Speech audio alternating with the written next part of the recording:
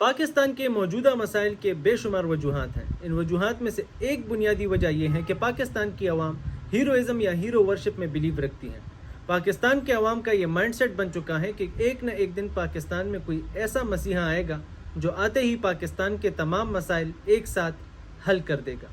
اور اسی mind set کو دیکھتے ہوئے آزادی سے لے کے آج تک ہر دور میں مختلف لیڈرز اٹھے ہیں کہ جن کی اسٹریٹجی تقریباً سیم رہی ہے. وہ پرجوش تقاریر کرتے ہیں، بڑے بڑے وعدے کرتے ہیں اور اس دور کے پین پوائنٹس کو ایڈریس کرتے ہیں، اور ان چیزوں کی بیسس پہ عوام کے اندر اپنا بیانیہ بلڈ کرنے کی کوشش کرتے ہیں، اپنا کرزما بلڈ کرنے کی کوشش کرتے ہیں.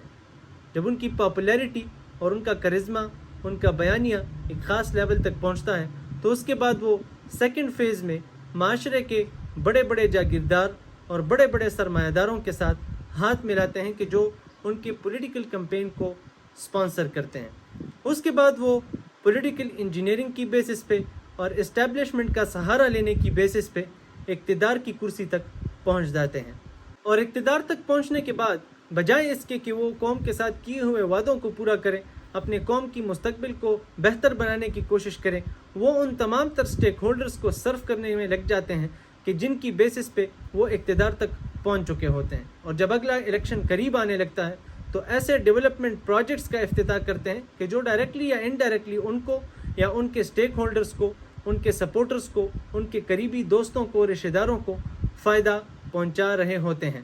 اور اگر اس دوران ان کی حکومت کسی نہ کسی طریقے سے ٹوٹ جاتی ہے یا پھر وہ آنے والے الیکشن میں ہار جاتے ہیں تو عوام کے اندر ان کی موجودہ ہیروئزم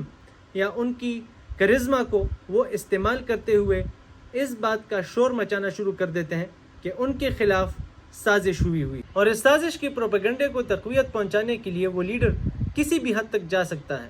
وہ اپنی فیملی کے لوگوں کو قتل بھی کروا سکتا ہے، اپنے پارٹی کے قریبی لوگوں کو اغوا بھی کرا سکتا ہے، ان کی تشدد بھی کروا سکتا ہے اور اپنے اوپر بھی قاتلانہ حملے کروا سکتا ہے. لیکن وہ کسی نہ کسی طریقے سے عوام کے اندر اس بات کا باور کراتا ہے کہ اس کے خلاف ایک سازش چل رہی ہے. اور وہ تو اس ملک کی حالت بدل رہا تھا، اس ملک کا فیوچر چینج کر رہا تھا، اس ملک کے اکانومی کو بہتر کر رہا تھا، لیکن چونکہ اس کے خلاف سازش کی گئی، اس کو گرایا گیا، اس لیے وہ اپنے مقاصد میں کامیاب نہ ہوا. اس لیے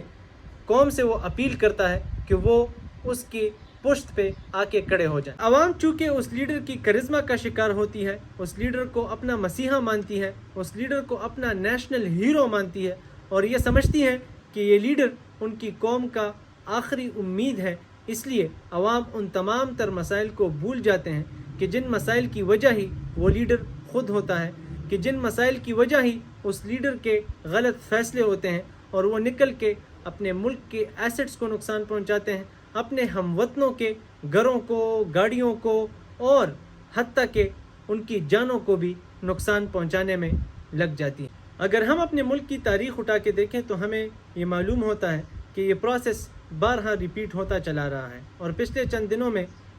یہ پروسیس ریپیٹ ہوتے ہوئے ایک بار پھر ہم نے وٹنس کیا ہے. اگر ہم اپنے ملک کے حالات بدلنا چاہتے ہیں، اپنے ملک کے مسائل ختم کرنا چاہتے ہیں تو ہمیں اپنے مائنڈ سیٹ کو چینج کرنا پڑے گا. ہمیں ان حکمرانوں کو آئیڈلز اور پیشواؤں اور مسیحاؤں کے درجے سے نیچے لا کے انسانوں کی طرح ٹریٹ کرنا ہوگا اور ان کو ان کے کیے ہوئے وعدوں کے مطابق اکاؤنٹیبل بنانا سیکھنا ہوگا. جب تک ہم ان کو اکاؤنٹیبل نہیں بنائیں گے، ان سے ان کے کیے ہوئے وعدوں کے حوالے سے پوچھیں گے نہیں، ان کو ان کے خلاف بنے ہوئے کیسز کے حوالے سے کٹہرے میں کڑا نہیں کریں گے، ان سے اپنے حق کے حوالے سے پوچھیں گے نہیں، تو پاکستان کے حالات کبھی بھی نہیں بدل سکتے.